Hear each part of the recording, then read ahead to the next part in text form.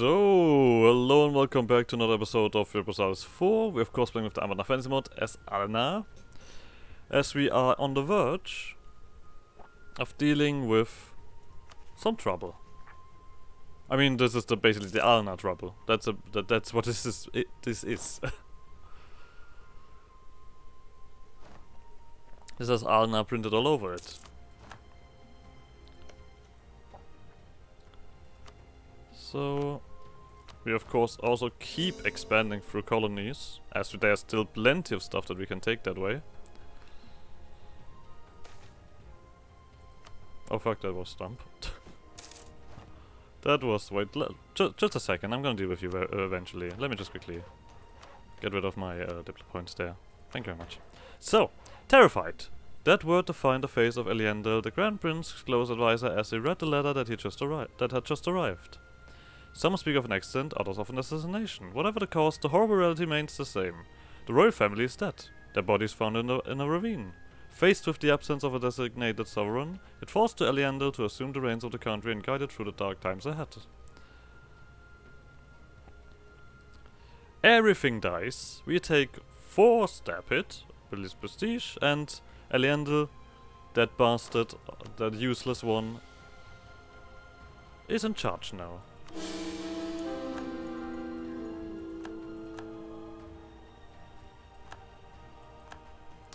So, we are in the Rianvasa.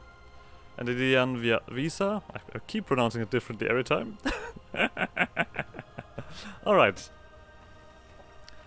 There need to be 5 conditions met to get this one done. First of all, as we need a strong leader, because Kalisandro, as I've mentioned before, is definitely not fit to rule. Then we have 4 factions that are gonna pop up: Kite, Aelnar, Circaor, and Davao. We know that Davao is the richest guy. Aelnar and Kite, I don't think have mission trees yet, so I don't know enough about them.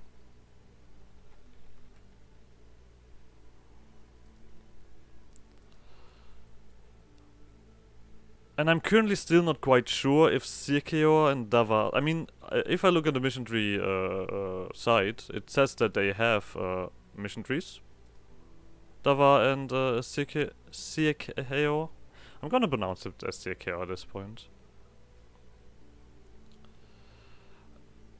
There are also 2 different ones that we don't have yet, that we don't see as an option. I can tell you that that Kalisandro is gonna show back up again, and he's gonna have an idea of how to rule a nation. Let's phrase it like that. He's gonna have a pretty good idea of how to rule a nation, and then we're gonna also get Elisa, which also has a pretty decent idea of how to rule a nation, but maybe a little in a questionable way. I think I want to go with Circaor. I mean, the thing is, the interesting one, of course, is Elisa. Definitely. There's no question about that. And Kalisandro. But I think those are the 2 most common ones. I think I'm gonna go for Circaor.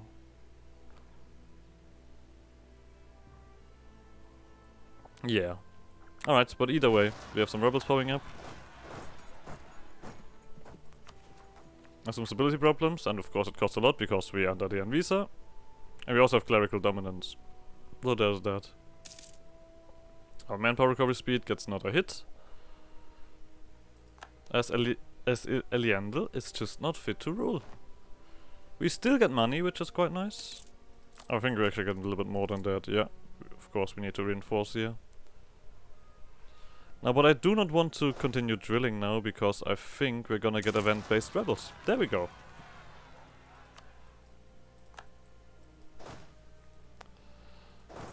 I mean, this one just happens there. We now need to kind of wait for these guys to pop up. Really? We of course will have no... there's a noble revolt. Yeah, like I said, I cannot drill at this point. You of course also want to get this one done before our nation is in the complete shitter.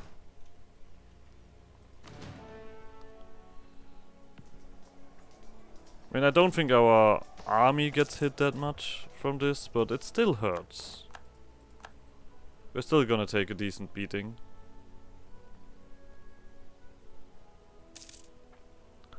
I mean, we'll see who shows up, right? This general is left, you come right back. God damn it. Of course he's absolute garbage. 3,000 men dead. Let's see where these guys run next.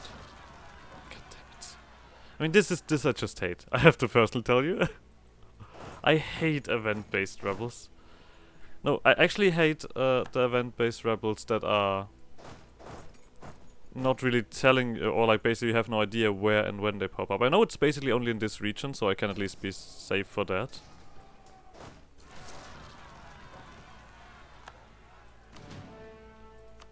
I mean, there's also no reason for me to stop that.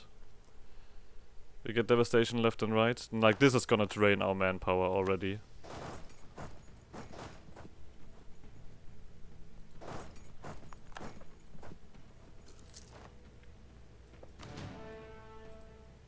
Have some more boys popping up here. That's 50k troops. I mean, a harsh treatment is not gonna do much to you, right? You're gonna pop up either way.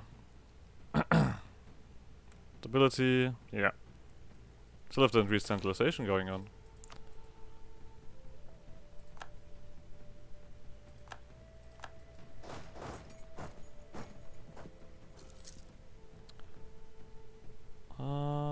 Colonial enthusiasm is gone, okay.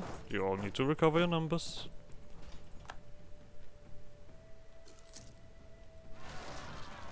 Okay, this one is actually fantastic. You're gonna deal with that. Smaller group. I mean, if they split up like that, that's actually amazing. Yeah, I like it.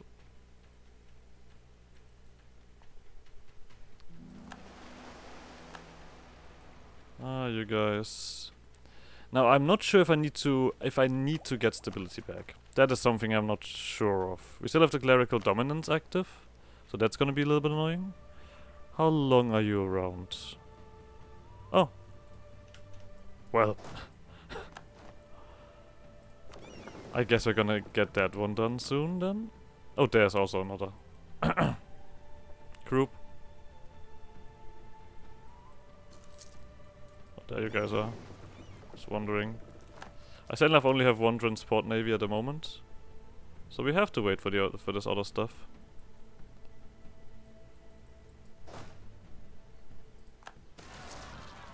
But I think you can already see what kind of manpower drain I'm getting.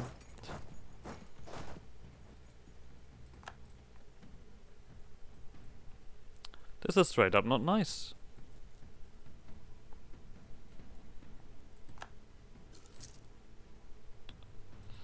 We're gonna get autonomy left and right.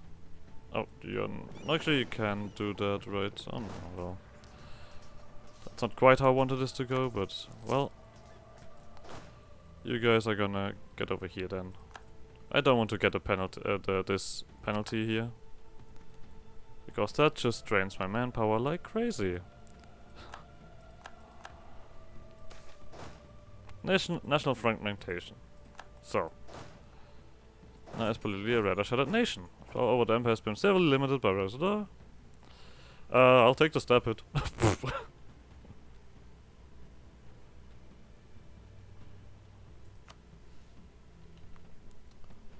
If your nation is currently struggling with stability, I might as well do a deep dive there. Okay, we also of course are gonna be told about that, I assume. Diplo, I guess at least we can continue on that.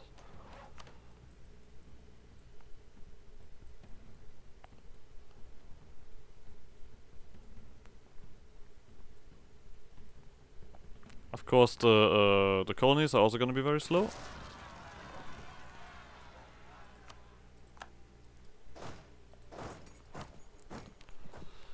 Come on, factions, pop up. Tell me how to solve this. The last Sea Watcher. The last surviving member of the Sea Watcher dynasty, Kalisandro, appeared today in front of the royal palace. Though he had previously announced his retirement from politics, Kalisandro felt moved to the action by the state of our great nation. It is with a long sigh of relief that Aelnar willingly gives up the reins of the country, convinced that only Kalisandro can restore the situation. Yes, let's get him in charge. 2 stability. Now that we have someone back on the throne. Kalisandro Starseeker. We're gonna get some pretender rebels somewhere. Here. I guess we're gonna deal with those first. Oh no, or rather at the same time.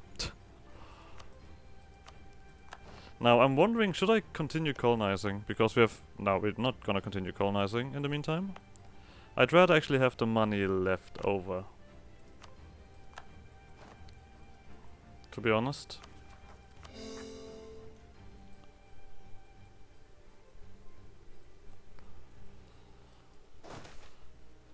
Stormwind! Position, powerful noble families within the central roots, cement establishment of distinct well-established privileges, yeah. All across the board. And they're all fighting each other, isn't that nice? I have different things to deal with now. The good thing is, this guy is amazing to have around. It's not like that.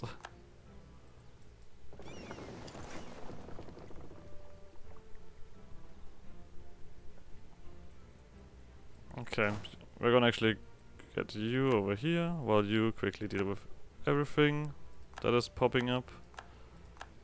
Yeah, the peasants of course win that, because even if the noble rebels are stronger, that's tiny. The good thing is we can get this stuff started. Because this is all a lot cheaper, isn't it? Castle Foundation, okay. Let's quickly deal with the pretender rebels. While you deal with that. Oh, did I tell you to drill? I did not tell you to drill, did I? Oh, whatever. Newborn daughter? Sure. Starseeker. 335. Jesus Christ. Stop hurting me so much, pretender rebels. Ay, caramba.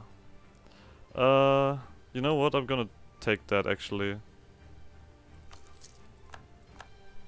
Just a bit of unrest reduction.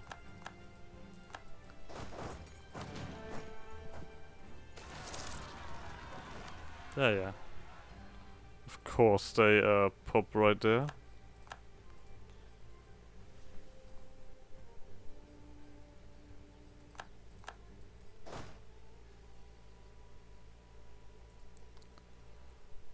Of course. Luckily those are only peasants, so they're not super dangerous. But I should take a more advantageous position of like letting them run into me, obviously.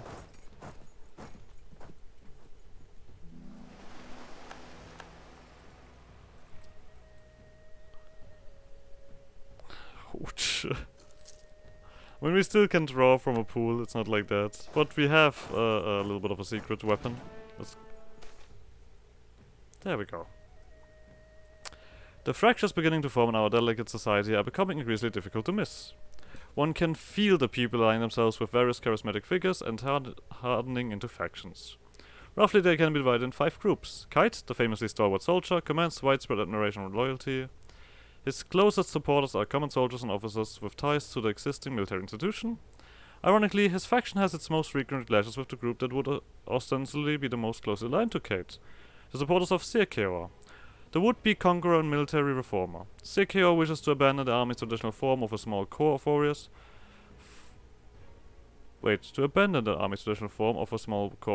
Focused on cultivating honor and martial valor, in favor of a modern war machine geared entirely to the glorification of the nation. Both agree the military should be the state chief's concern, but they are often at odds over what the military should actually look like.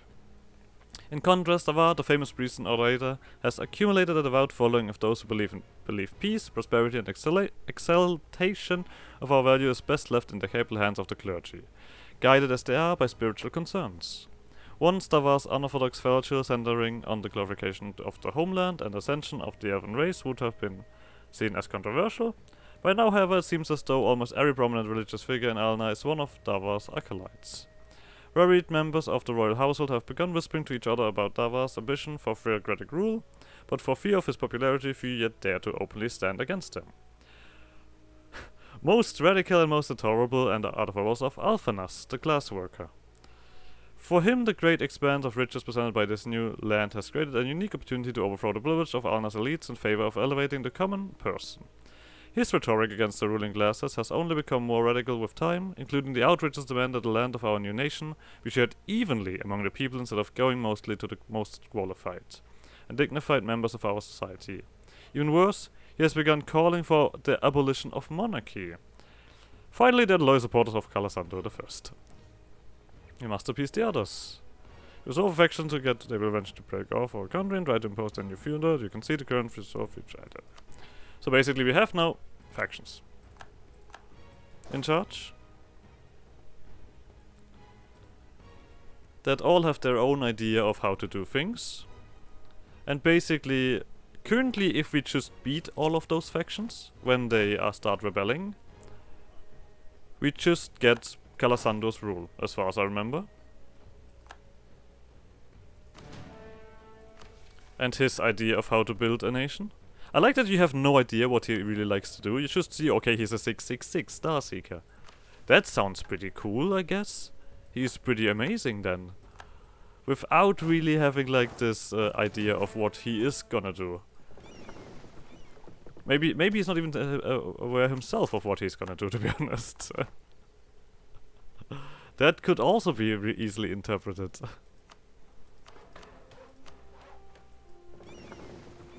So you guys go here. Boop. There we go. Faction debate. The unity circular. It has become clear that the project of Aelnar is threatened by factionalism, distrust and conflict. As sovereign, I implore the recipients of this letter to join me in a meeting to discuss compromise and come to political settlement that will secure the unity and tranquility of the nation in perpetuity. Fuck me. This letter, which was widely disseminated, became known almost immediately as the Unity Circular. It invited Kai the warrior, Alphanas the glassworker, Davao the priest, Zirkur the conqueror, and several loyalist leaders to the court of Kalisandro I, who was supposed to be calm, reasoned discussion on how a political ceasefire could be achieved before bitterness and factionalism tore the nation apart. Instead, it had almost the opposite effect. Finally meeting in person under the auspices of the sovereign, each attendee stressed their loyalty to the crown, but professed an unrest to work with any of the others. I love it. There's no doubt that in any other venue the talks would have devolved into outright brawling, but the watchful eye of the monarch managed to restrain the passions of the assembled faction leaders. Some in the royal household have suggested if compromise with all of them cannot be achieved, then perhaps the monarch ought to make clear it favors one of the leaders in particular to simplify the situation. Others, however, have suggested that the monarch remain defiantly above the petty squabbles of the factions. Which path ought we take? So basically, we just push now one faction, or just straight up no faction, if we want. I've mentioned before that we should probably upset Zirkur very quickly to make him take over if we want to play as him. Now, the problem is, I am not 100% sure if Zirkur is actually completely finished. So I'm a little bit on it. I know that Kite and Aelnar are definitely not finished. So we're just gonna, first of all, push Zirkur down as much as possible. And like appease the factions that don't currently have a mission tree. So for example, we're gonna go with Kite here.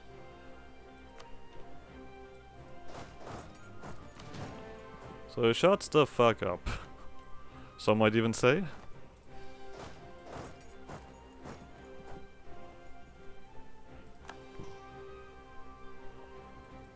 Alright, we're down to 15k. I'm gonna quickly jump on one of these guys before they leave.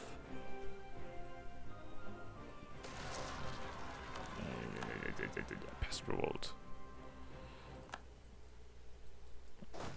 I mean, I'm wondering if I should even just fight these guys, not just accept their demands. I know they want autonomy across the board. Yeah. These guys, same thing. They only want autonomy in specific places. I mean, I guess I could just let the peasants do their thing then, to be honest. I know it's gonna definitely beat down our nation, but... They want the least, basically. They cause the least problems. These guys also want barely anything. I mean, okay, they do get the legitimacy problem here. You would give me a 50. I guess we're just gonna... You know what? I'm just gonna de-siege. Screw it. Peasants can do their peasant stuff. If they... I'm not gonna allow them their demands, but if they get their demands, so be it.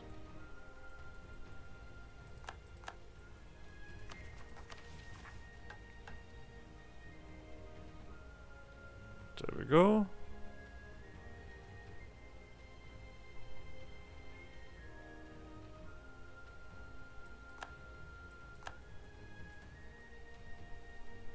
These guys we don't want because they want a lot from us. Just de-siege this stuff. That's revolt, yeah.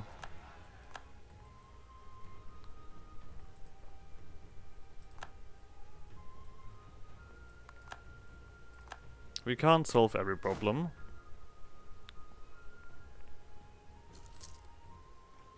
I mean, if they accidentally walk into one of my enemies, that also would be alright.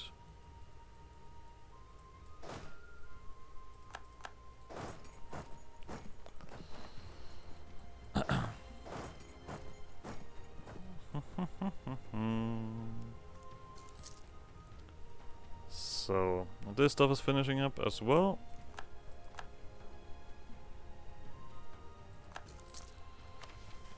Do I stabilize? I think I should. It costs a lot of admin, but at the same time. Let's go to 0. We have this increased centralization as well. This doesn't do anything to autonomy, right? No, so basically we still can reduce, we're still reducing the autonomy here and there. Yeah, actually fairly effectively, to be honest.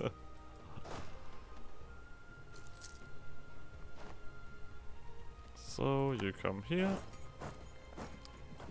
I guess we could send you over here to de-siege that.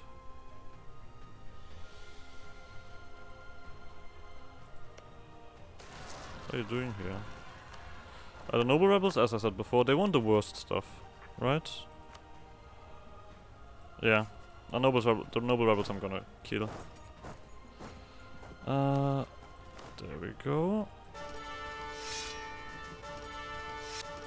Let's get some decent leaders in as well. And of course, we still have this one to use here, if necessary. Next faction debate. Do we just push these guys up as much as possible? Because Aelnar is resolute. Guess I'm gonna favor Aelnar. Alright, just a second, we're gonna deal with you soon enough. Lithiel Oathkeeper, the first elf to return to our homeland, has become a nation symbol following the resettlement. Hexblades as a pathfinder have earned her the moniker the Heroine, a title that only captures a fraction of the general admiration she commands. Folk stories and Satura's tall tales have moved quickly through the countryside, and she has become almost a member of our culture's literary canon practically overnight. It seems as though everyone wishes to compose poems, songs, dramas, and novels dedicated to the heroine of Aelnar. These stories reflect a simpler vision of frontier life, and they use Lithiel as a stand-in to exalt the virtues of our people as a whole. In an era of pessimism, Lithiel is the optimist's last refuge. As internal fissures begin to grow, she may in fact be the only unifying figure in the entire nation. Fortunately, Kalisandro has secured her loyalty and managed to retain her service as a general. Sure. Let's get her in charge of an army.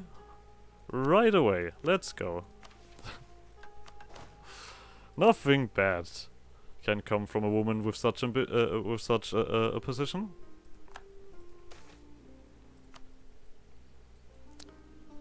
Imagine if anything would come from that. Alright. You guys engage here, Diplo, we're gonna continue on. Deving, putting some points around here.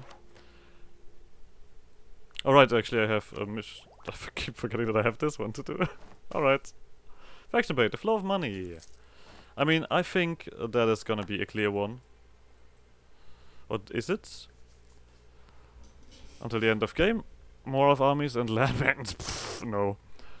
Missionary strength, or national unrest and state maintenance. This will greatly appease the Fairness faction. I feel like I should actually get him in first. This sounds like some kind of production stuff, and I do want it. Or we're gonna pick the far better option. I mean, tax or admin. Okay. That's just better. That's just straight up better. God damn it, you guys are running into me. At least you're getting a penalty then. So it's not too bad. But there the manpower is down.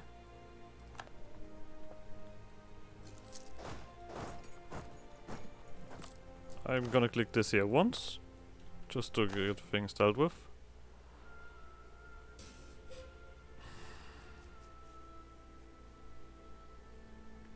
I mean, fuck it. Kalisandro, show us what you got. He is now strict.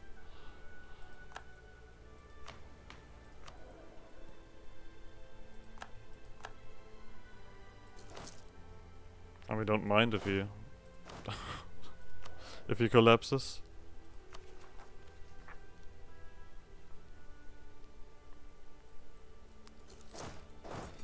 So we're just gonna go into a corner here. I mean, technically you can deal with these smaller armies. That's no issue. Flying the second faction? It does. Where did it pop up? All the way over here. Change of plans. You're gonna go over here then.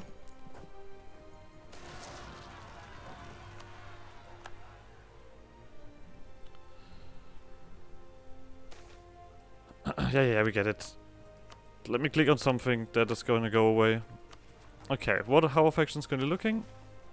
And we don't want to break the country. That's also important.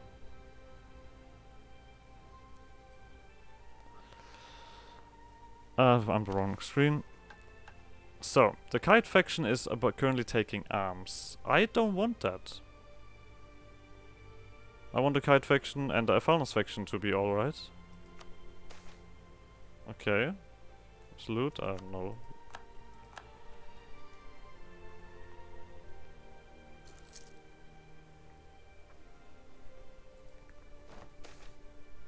There we go.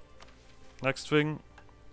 Kite is resolute. I think I'm gonna just pick that again. Alright. Double eager. That's good. Not quite taking up arms yet. Or you take attrition there. I guess we're gonna send you to the capital.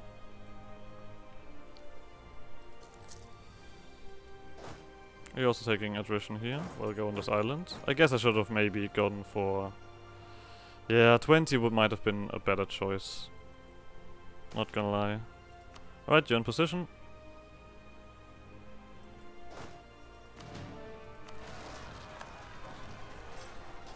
Alright. Gonna make full use of this woman here. I guess we don't need advisors then. We don't need to spend any unnecessary money.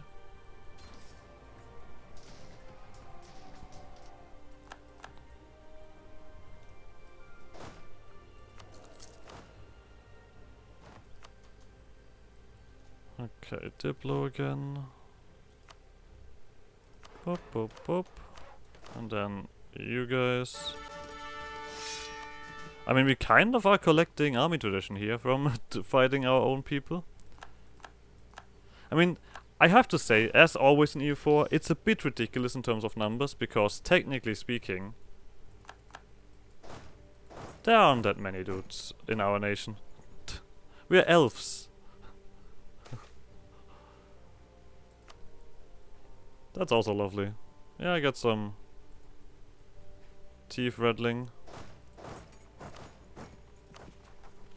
You should start teaching some stuff. Sure, army reformer. This poor guy, he just was relaxing there, having a great time. Okay, there's the next revolt. That's alright. We just de-siege.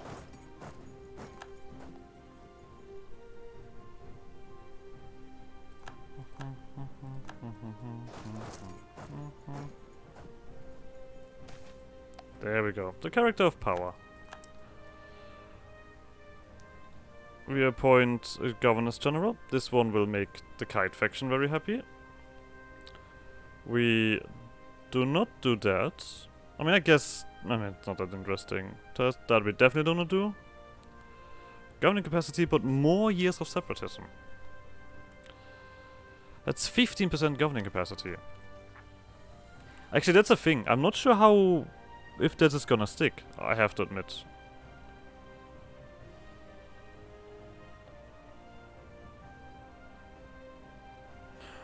I mean, to be honest, if I want to continue my faction plan here, I should take the Governors General. But this one is just good. This one is just really good. I mean, why even make these decisions when, like, when they are not staying, right?